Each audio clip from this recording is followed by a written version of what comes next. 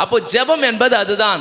நம்ம ஜெபத்துல எவைகளை கேட்கிறோமோ அவைகளை பெற்றுக்கொண்டோம் என்று நம்ம என்ன செய்யணுமா? விசுவாசிக்க வேண்டும். ஒரு காரியத்தை குறித்து நம்ம நோக்கி நம்ம ஜெபம் பண்ணணும்னு சொன்னா நம்ம முதல்ல செய்ய வேண்டியது என்ன தெரியுமா? இந்த காரியத்தை நான் பெற்றுக்கொண்டேன், என் கர்த்தர் எனக்காக யாவற்றையும் செய்து முடித்தார், அதை என் தேவன் என் கரத்திலே கொடுத்து விட்டார், நான் அதை விசுவாசிக்கிறேன். வரலையே அப்படின்ற சந்தேகம் உங்களுக்கு வேணாம், கண்டிப்பா அது நிறைவேறும். முதலாவது விசுவாசம். சொல்லுங்க, விசுவாசம். அப்போ அந்த விசுவாசம் தான் உங்களை வாழ வைக்கும். அதனால உங்கள் வாயின் வார்த்தையினுடைய வல்லமைகளை இன்னைக்கு நான் பேசிக்கிட்டு இருக்கிறேன். வாயின் வார்த்தையில மிகவும் வல்லமை உண்டு. போன வாரத்திலும் கூட அதுதான் சொன்னது. சிலுவையிலே இயேசு கிறிஸ்து நமக்காக சகலத்தையும் செய்து முடித்து நம்மை நீதிமானாக உத்தமனாக நம்மளை மாற்றி இருக்கிறார். இதுதான் அவர் செய்து முடித்த நிறைவுகள். அதே போல அவர் வார்த்தையை நமக்கு கொடுத்திருக்கிறார். அவர் வார்த்தையை நாம் பயன்படுத்துகிறோம். அவர் வார்த்தை இல்லாமல் எதையும் செய்ய முடியாது. காற்று இல்லாமல் இந்த உலகத்தில் நீர், காற்று இதெல்லாம் எல்லாம் நம்ம வாழ முடியாது. அது போலத்தான் தேவனுடைய வார்த்தை இல்லாமல் தேவ பிள்ளைகள் வாழ முடியாது. ஆமா, எந்த செயலை நீ செய்தாலும் எனக்கு பணம் இருக்குது, எனக்கு பலம் இருக்குது, இந்த காரியம் இருக்குது, எனக்கு எல்லாம் மூளை டெக்னிக்கல் தெரியும், நான் செஞ்சுட்டுன்னு சொல்ல முடியாது. தேவ கிருபை இருந்தால்தான் இதையெல்லாம் செய்ய முடியும். அப்போ சொல்லணும், நான் இதெல்லாம் செய்வதற்கு தேவனுடைய கிருபை எனக்குள் இருக்கிறது. அப்போ நாம் எந்த ஒரு விஷயத்தை நம்ம கேட்கும் பொழுதும் நம்ம என்ன செய்யணுமா? முதலாவது விசுவாசிக்க வேண்டும். இவைகள் எல்லாவற்றையும் நான் பெற்றுக்கொண்டேன். சொல்லுங்க, நான் எல்லாவற்றையும் அவரிடத்திலே அவர் மூலமாக நான் பெற்றுக்கொண்டேன். ஆமென். இந்த ஆவிக்குரிய வார்த்தையை நீ பேசும் பொழுது இந்த வார்த்தையினாலே, அதாவது தேவனுடைய வார்த்தையினாலே, மனிதனுடைய வார்த்தையெல்லாம் அல்ல, நான் சொல்றது கர்த்தருடைய வார்த்தையினாலே, இயேசு கிறிஸ்துவினுடைய வார்த்தையினாலே எல்லா காரியங்களும் கட்டுப்படும். உலகத்தில் இருக்கிற எல்லா விதமான காரியங்களும் தேவனுடைய வார்த்தைக்கு கட்டுப்பட்டு தான் ஆகும். கையை தட்டி ஆண்டவருக்கு நன்றி சொல்லுங்க. முதல்ல இந்த வெளிப்பாடு உங்களுக்கு வரணும். நீங்க இதை விசுவாசிக்கணும். என் வார்த்தைக்கு எல்லா காரியங்கள் கட்டுப்படும் என்ற நம்பிக்கை எனக்கு உண்டு. ஏன்னு சொன்னால் இயற்கை, உலகம், தேவனுடைய வார்த்தை எல்லாவற்றையும் அவர் படைத்திருக்கிறார், அவர் படைத்து வைத்திருக்கிறார். அப்ப அந்த வார்த்தையிலே நாம் என்ன செய்கிறோம்? வல்லமையான காரியத்தை செய்கிறோம். என் திறமையினால் அல்ல, தேவனுடைய வார்த்தையினாலே. விசுவாச பிள்ளைகளே, இந்த நாளிலே அந்த ஒரு வெளிச்சம் உங்களுக்கு வர வேண்டும். என்ன வெளிச்சம்? விசுவாசம். தேவன் எனக்கு எல்லாவற்றையும் செய்து கொடுப்பார். மார்க் 11:24 பார்க்கிறோம் இல்லைங்களா? விசுவாசியுங்கள், அப்பொழுது அவைகள் உங்களுக்கு உண்டாகும் என்று சொல்லுகிறேன். ஜெபத்தினுடைய அடித்தளமே முதலாவது என்ன தெரியுமா? விசுவாசம். சொல்லுங்க, விசுவாசம். பக்கத்துல பார்த்து சொல்லுங்க, விசுவாசம். விசுவாசம் இல்லாமல் தேவனுக்கு பிரியமாய் இருப்பது கூடாத காரியம். சொல்லுங்க, கூடாத காரியம். முதல்ல விசுவாசம் தான். கடந்த வாரத்தில் சொன்ன பாருங்க, விசுவாசம் தான் ஜெபத்தினுடைய அஸ்திபாரம். முதல் பேஸ்மெண்ட் விசுவாசம். எந்த ஒரு செயலை நம்ம செய்யறோம்னா ஒரு விசுவாசி தான் செய்யறோம். போறோம்னா போயிடலாம்பா, பஸ் கிடைச்சிடும், வண்டி வந்துடும், போயிடலாம் அப்படின்னு போறேன்ல. இன்னைக்கு போனால் இந்த வேலையை செஞ்சு முடிக்கலான்னு போகிறேன்ல, அது நம்மளுக்கு காரணம் நான் முதல்ல விசுவாசம். அப்போ அந்த விசுவாசம் உங்களுக்குள்ள ஆளுகை செய்யணும். அந்த ஃபெய்த் அந்த இருதயத்தில் இருந்தால் தான் நீ இதை செய்ய முடியும். நான் படிக்கிற பிள்ளைங்களுக்கு நான் இதை செஞ்சிருவேன், இதெல்லாம் முடியும் அப்படின்ற விசுவாசம் உங்களுக்கு வரணும்.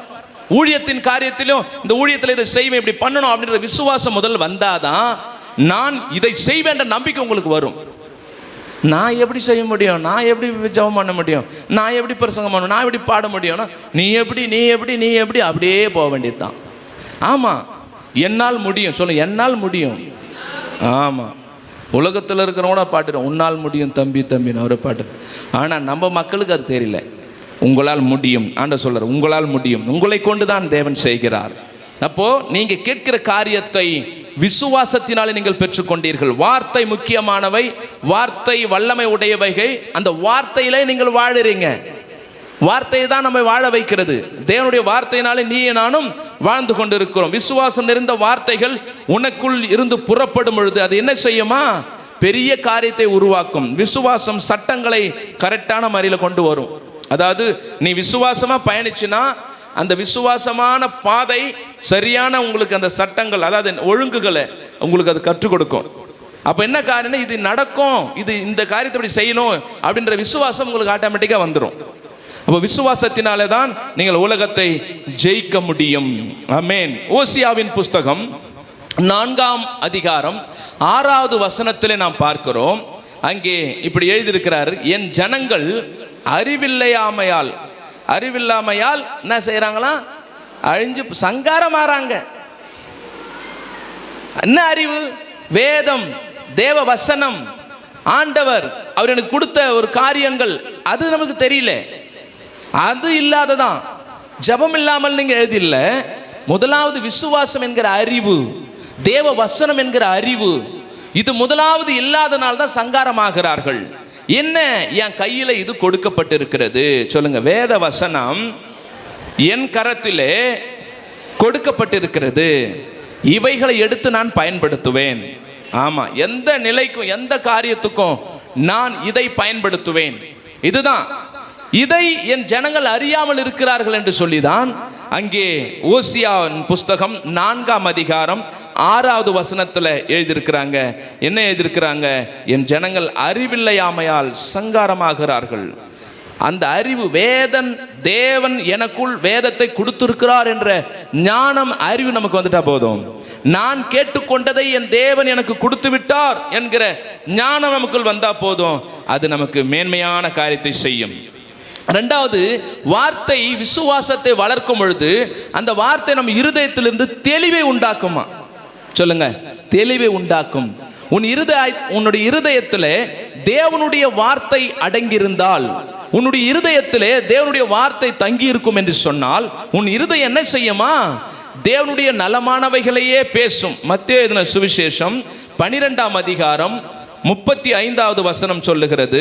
மத்தேயு எழுதின சுவிசேஷம் 12ஆம் அதிகாரம் 35வது வசனம், நல்ல மனுஷன் இருதயமாகிய நல்ல பொக்கிஷத்திலிருந்து நல்லவைகள் எடுத்து காட்டுகிறான்.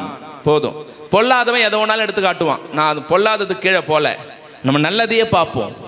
நல்ல மனுஷன் ஆண்டவராக இயேசு கிறிஸ்து நமக்கு என்ன செய்தாரா? நலமானவைகளே எடுத்து காட்டினார். அவர் நல்லதையே நமக்கு காட்டினார். ஆமா, இங்க இருந்து நான் சொல்ற விஷயம் கூட உங்களுக்கு நல்ல விஷயத்தை தான் சொல்லிக்கிட்டு இருக்கிறேன். உங்களை கடிந்து பேசுற வார்த்தைகளை நான் எதுவும் பயன்படுத்தல. பொல்லாத இருதயம் உள்ளவன் தான். கீழே சொல்லி இருக்குது பாருங்க, பொல்லாத மனுஷனும் தன்னுடைய பொக்கிஷம், அவனுக்கு எப்படி இருக்குதான்? இருதயம் பொல்லாங்கினால் நிறைந்திருக்கும். பொல்லாங்கில இருதயம் நிறைஞ்சு போயிருந்தா அவன் இங்கிருந்து பார்க்கும் பொழுது எல்லாரையும் பாவியாகவும் குற்றவாளியாகவும் தான் கண்ணுக்கு தெரியும். அவனா செய்வன் இங்கிருந்து பார்க்கும் பொழுது உடனே ஒரு குறிப்பு வச்சு பொல்லாங்க எடுத்து காண்பிப்பான். அதை காட்டுறதுக்கு எங்கள் ஆண்டவர் வரல. இங்கே என்ன சொல்லுகிறார்? நல்ல மனுஷன் தன்னுடைய இருதயத்திலிருந்து என்ன சொல்றாரா? நல்லவைகள் எடுத்து காண்பிக்கிறார். அப்போ அருமையான வேத வசனத்தை ஆண்டவர் நமக்கு கொடுத்துருக்கிறாரு. நலமானவைகளை எடுத்துக்கொள்ளுங்க.